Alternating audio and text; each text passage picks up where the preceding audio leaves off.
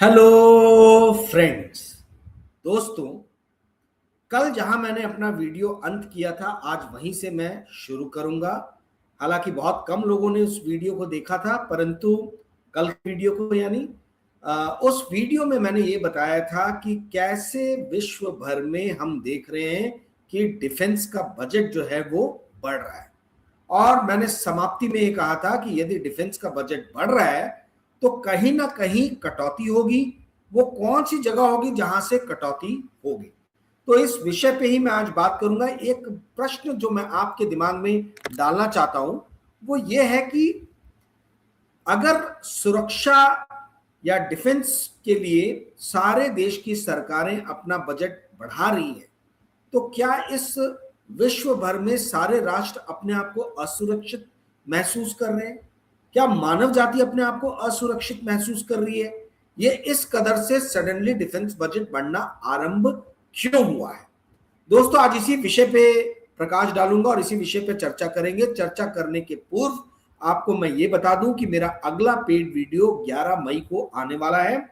ये वीडियो बहुत ही दिलचस्प रहेगा। ऐसे समय में ये वीडियो आ रहा है जब हर तरफ हम देख रहे हैं कि स्टॉक मार्केट्स में स्टॉक्स की पिटाई हो रही है। जिस बेदर्दी के साथ में आईटी के स्टॉक्स, टेक्नोलॉजी के स्टॉक्स पिछले हफ्ते से हम देख रहे हैं पिटाई हो रही है, उसको देख के ये लग रहा है कि भाई आईटी जो बैकबोन है इंडियन इकोनॉमी की, अगर उसकी पिटाई हो रही है तो फिर इंडिया में कोई भी सेक्टर जो है वो अछूता नहीं है और सारे सेक्टर्स पे काले बादल मंडरा रहे हैं।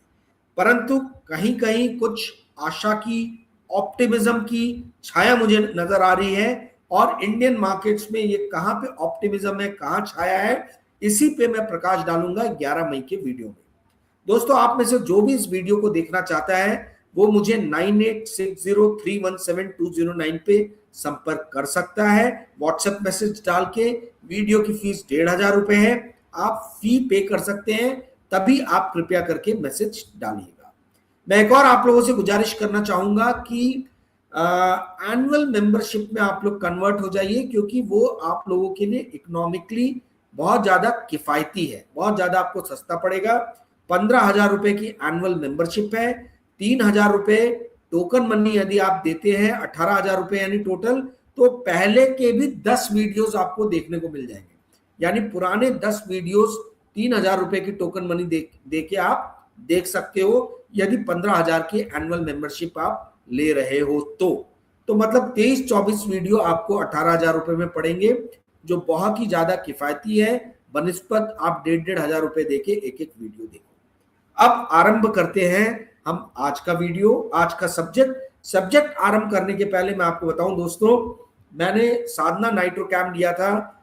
लास्ट पेड वीडियो में बताया था दोस्तों, मैं साधना नाइट्रो कैंप के काउंटर से बाहर निकल गया हूं। बताना चाह रहा था, लास्ट टाइम मैंने आपको बताया था कि मैं एफकॉन के काउंटर से भी बाहर निकल गया। और कुछ कुछ मित्र जो मुझे कॉल करते रहते हैं, जो मेरे संपर्क में हैं, जो मुझे गुरु दक्षिणा देते हैं, उनको मैंने एक स्टॉक बताया था, ADF foods, American dry fruits. दोस्तों, ये स्टॉक भी जम के भागा है और लगभग 20% इसने रिटर्न दे दिया है। तो मैं इस काउंटर से भी बाहर निकल गया। और जो मेरे मित्र हैं, जो मेरे टच में थे, वो लोग भी शायद निकल गए होंगे, मैंने क्योंकि उनको बता दिया कि मैं निकल गया हूं। तो ये थी मेरा जो डिस्क्लोजर देना था वो बता दिया मैंने आपको। एक और बात मैं कह दूं, मैं सेबी रजिस्टर्ड इन्वेस्टमेंट एडवाइजर नहीं हूं, इसीलिए मैं जो भी स्टॉक खरीद रहा हूं कृपया करके आप ना खरीदें।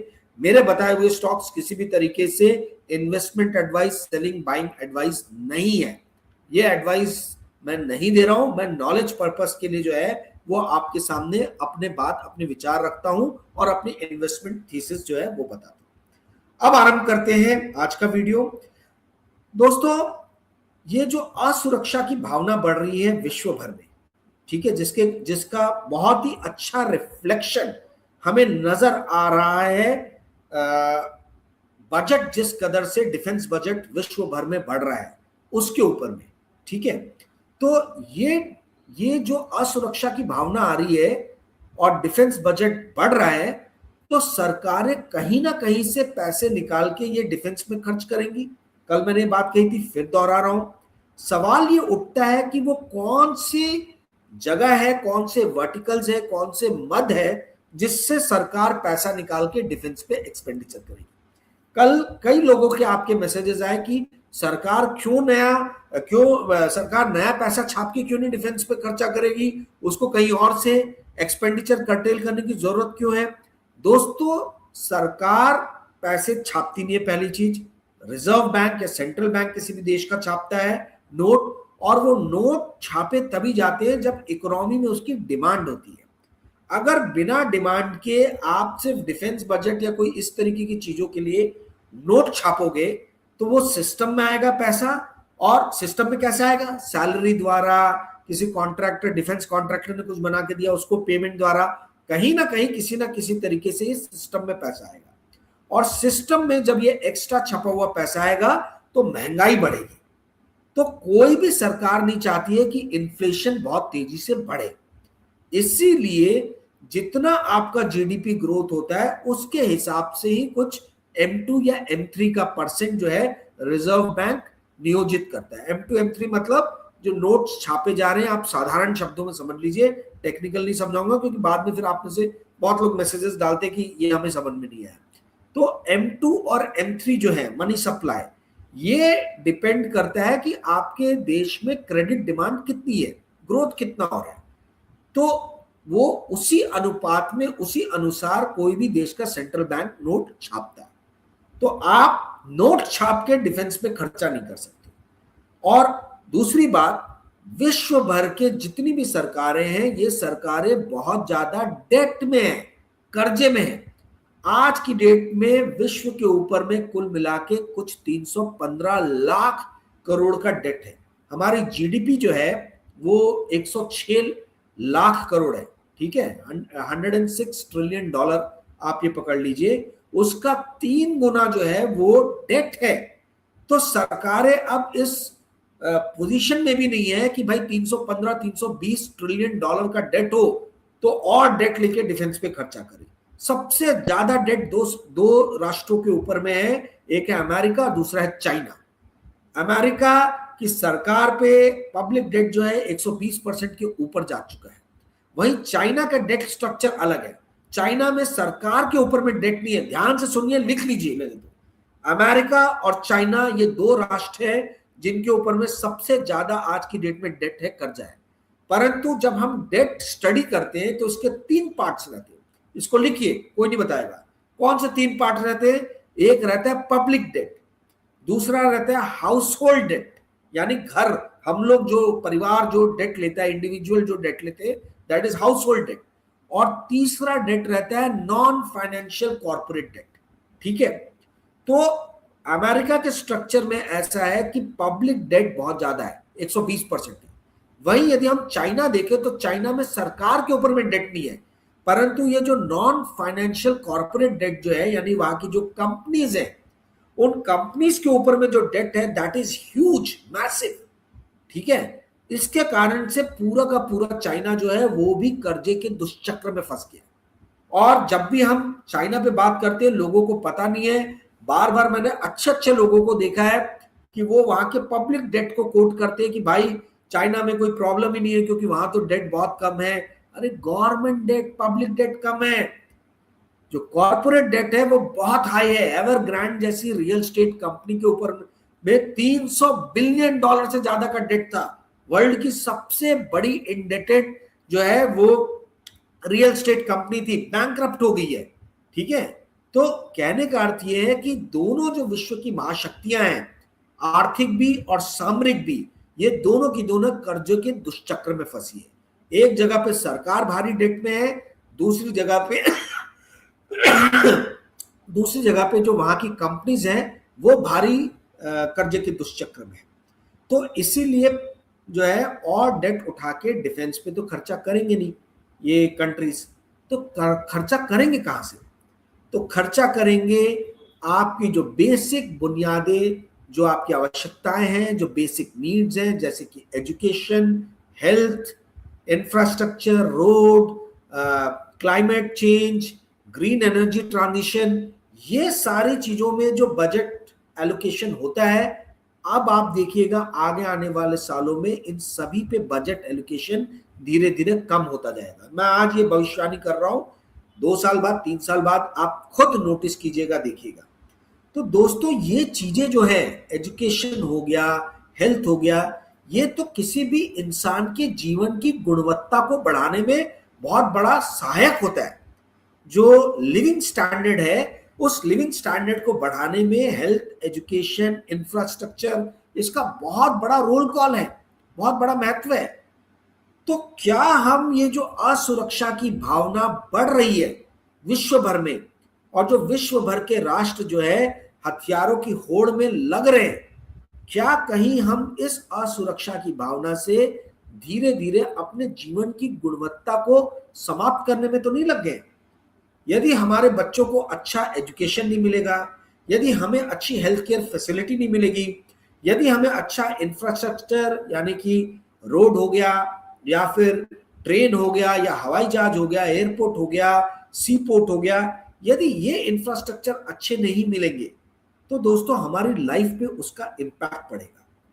मैंने एक टर्म आपको बताया था, फिस्कल मल्टीप्लायर।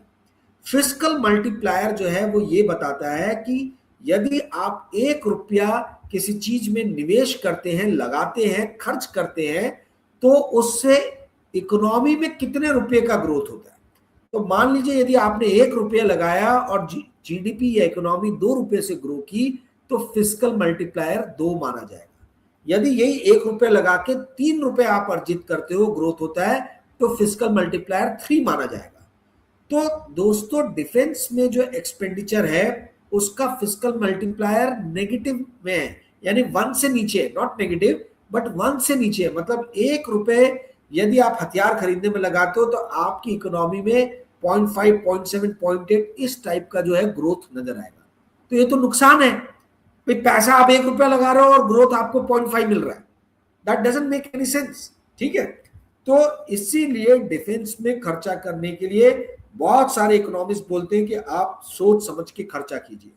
वैसे यदि आप सड़क बनाने में पैसा खर्च करते हो तो उसका फिस्कल मल्टीप्लायर 4 है, वो हमारी इकोनॉमी को 4 गुना तेजी रफ्तार से जो है बढ़ाने में मदद करता है। अगर आपने 1000 करोड़ की सड़क बनाई तो ऐसा माना जाता है कि 4000 करोड़ का इकोनॉमिक ग्रोथ जो है वो 1000 करोड़ से आएगा, खर्च करने के बाद आएगा। तो फिस्कल मल्टीप्लायर जो है वो डिफेंस के पक्ष में नहीं है। उसके बावजूद भी हम ये देख रहे हैं कि डिफेंस पे एक्सपेंडिचर बढ़ रहा है।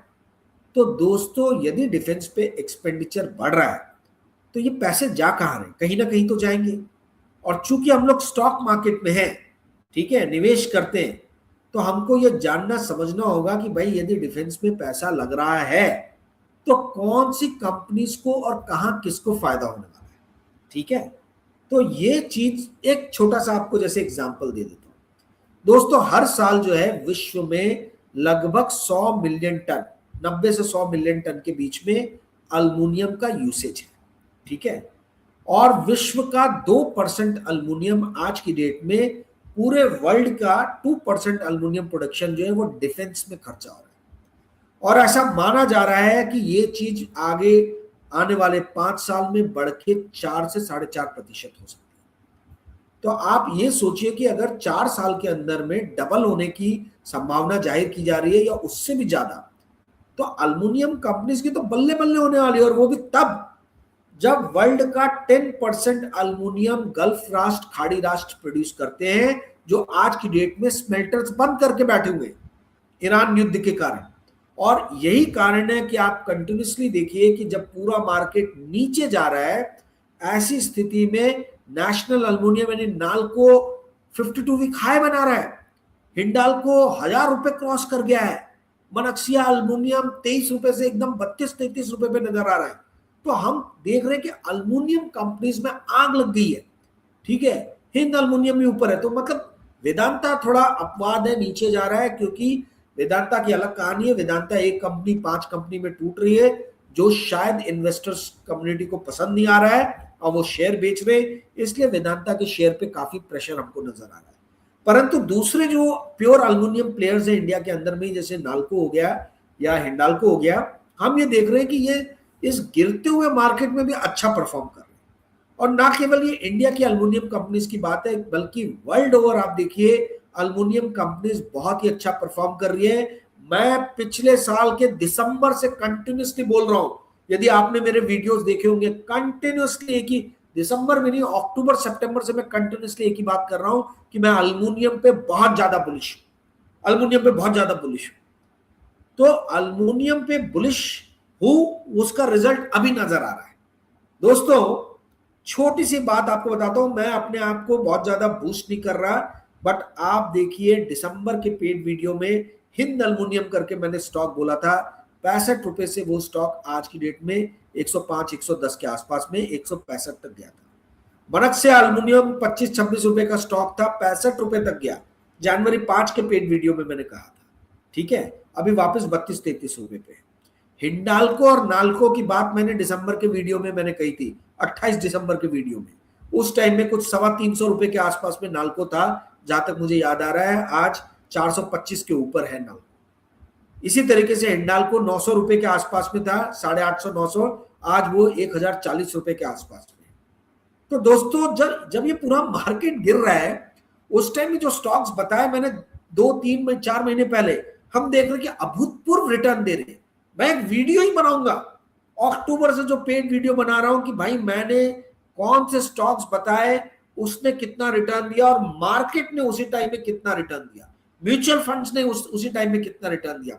2-4 दिन में मैं ये वीडियो बनाऊंगा, और वो वीडियो मैं कुछ अपने आप को बूस्ट करने के लिए नहीं बना रहा। आप में से जिस किसी ने भी पेड वीडियो देखा, आप जानते हैं कि मैं सत्य बोल रहा हूं, और बूस्ट करने की मेरे को जरूरत भी नहीं है, क्योंकि ऐसी लोग इतने वीडियोस देख रहे हैं और इतनी डिमांड है कि मैं अकेला उनको कैटर नहीं कर पा रहा हूं। इसीलिए मैं सोच रहा हूं कि अब मैं धीरे धीरे इंडिविजुअल वीडियोस बेचना छोड़ के जो है सिर्फ एनुअल मेंबर्स के लिए वीडियो बनाना शुरू करूंगा। 1-2-3 महीना ज्यादा मैं ये रखूंगा, उसके बाद में मैं ये हर महीने वीडियो, इंडिविजुअल वीडियो सेल करना बंद कर दूंगा। इसीलिए मैं आपको कह रहा हूं कि आप लोग एनुअल मेंबरशिप की तरफ बढ़े। तो दोस्तों कुल मिला के जो मैं कहना चाहता था वो यही कहना चाहता था कि ये जो आपदा है, जहां हम देख रहे हैं कि असुरक्षा की भावना बढ़ रही है, लोग जो है, कंट्रीज जो है, नेता जो है, समाज का जो प्रभुत्व वर्ग है जो राष्ट्र को चलाता है, ये सारे लोग काफी असुरक्षित महसूस कर रहे हैं। जम के डी ग्लोबलाइजेशन चल रहा है, जो ट्रेड पिछले 35 सालों में बढ़ा था, ग्लोबलाइजेशन के कारण हमने देखा कि वो संकुचित हो रहा है। अभी तक का ट्रैक रिकॉर्ड था कि वर्ल्ड की जो भी जीडीपी ग्रोथ होती थी, उससे 3 गुना ज्यादा रफ्तार से ग्लोबल ट्रेड बढ़ता था। तो यदि जीडीपी ग्रोथ 3% की है तो ट्रेड 9% से बढ़ता था। 4% से यदि ग्लोबल जीडीपी बढ़ रही है तो ग्लोबल ट्रेड 12% से बढ़ रहा था। अभी आईएमएफ की रिपोर्ट पिछले हफ्ते आई है, जिसने कहा है कि भैया अब आने वाले दिन जो है वो ग्लोबल ट्रेड बढ़ने की बहुत कम आशंका, बढ़ेंगे तो 1% 1.5% बढ़ेगा, ज्यादा नहीं बढ़ेगा, या जितना ग्लोबल जीडीपी बढ़ेगा उतना ही बढ़ेगा, क्योंकि दोनों आर्थिक महाशक्तियां अमेरिका और चाइना ये पूरी तरीके से जो है डोमेस्टिक ओरिएंटेड, अंदर की तरफ फोकस हो रही है। अपने ही धरती पे वो ज्यादा से ज्यादा फैक्ट्री और सप्लाई लाइंस बना रही है और अपनी इकोनॉमी को स्ट्रेंथन करने की कोशिश कर रही है, ताकि डोमेस्टिक कंजम्पशन ज्यादा से ज्यादा बढ़े। दोस्तों परसों रिपोर्ट आई है, उस रिपोर्ट में बताया गया कि अमेरिका के अंदर में अभूतपूर्व रूप से जो है नई फैक्ट्रीज का निर्माण हो रहा है, और ये आगे आने वाले 2-3 सालों में आपको दिखेगा कि जम के एम्प्लॉयमेंट अपॉर्चुनिटीज जो है ये अमेरिका में बढ़ने वाली है वहां के लोगों के लिए। परंतु ये बहुत ही बुरी खबर है भारत के लिए, और यही कारण है कि हम देख रहे हैं कि कंसिस्टेंटली एफआईआई जो है वो भारत के मार्केट को छोड़ छोड़ के जा रहे हैं। पहले 1 जनवरी से लेके 20 अप्रैल के बीच में, 21 अप्रैल के बीच में 1,71,000 करोड़ का माल जो है एफआईआई सेल कर चुके हैं इंडियन मार्केट में। और आज का डाटा कल आएगा तो मैं एग्जैक्ट कल के वीडियो में आपको बताऊंगा कि एफआईआई अभी तक कितना सेल कर चुके हैं। एफआईआई क्यों सेलिंग कर रहे हैं इंडियन मार्केट में? एफआईआई इसलिए सेलिंग कर रहे हैं क्योंकि इंडियन मार्केट्स में फ्यूचर ग्रोथ वाली, फ्यूचर बिजनेस वाली कंपनीज ही नहीं है। फ्यूचर बिजनेस किस चीज का है? फ्यूचर बिजनेस है एआई का, फ्यूचर बिजनेस है डाटा सेंटर्स का, फ्यूचर बिजनेस है आपकी क्लीन टेक्नोलॉजी का, फ्यूचर बिजनेस है बड़ी बड़ी ईवी व्हीकल बनाने, BYD type company, Tesla type companies इनका। और इंडिया में दुख की बात है कि हम इन्वेस्टर्स के पास में इसकी ज्यादा अपॉर्चुनिटीज ही नहीं है। ठीक है, इसीलिए अपॉर्चुनिटी के अभाव में इंडियन मार्केट को छोड़ छोड़ के फॉरेन इंस्टीट्यूशनल इन्वेस्टर्स जा रहे हैं।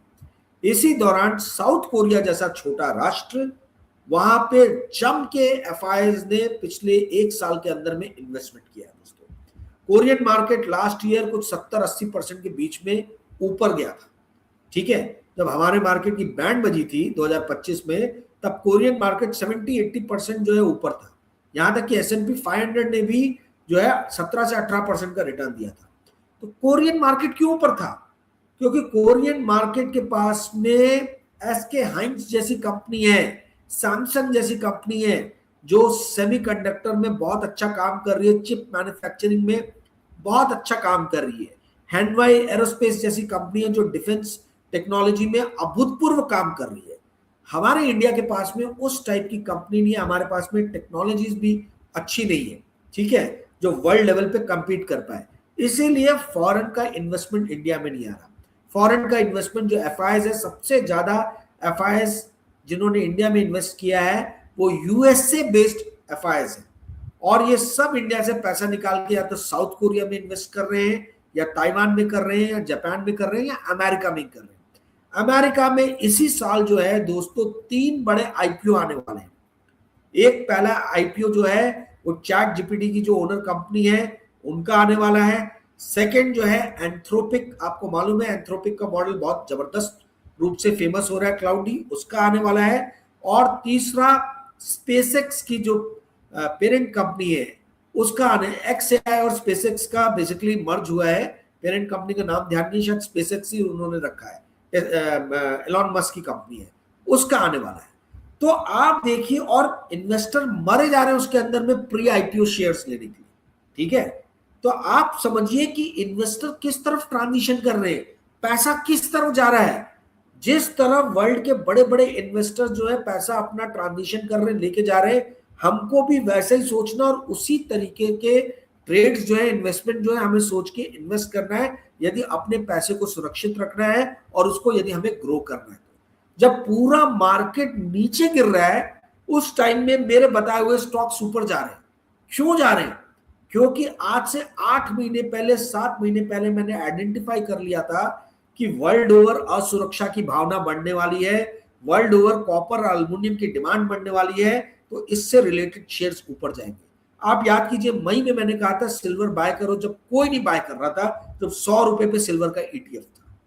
आज इसी तरीके से मैं जो आगे पैटर्न डेवलप होगा उसकी बात आपको 11 मई के पेड वीडियो में बताने वाला हूं।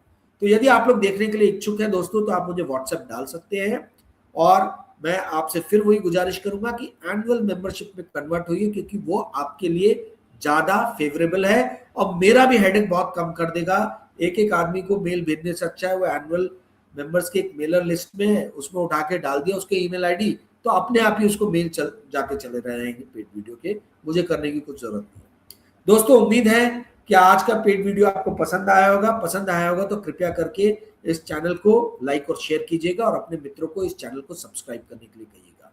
Thank you friends, good night.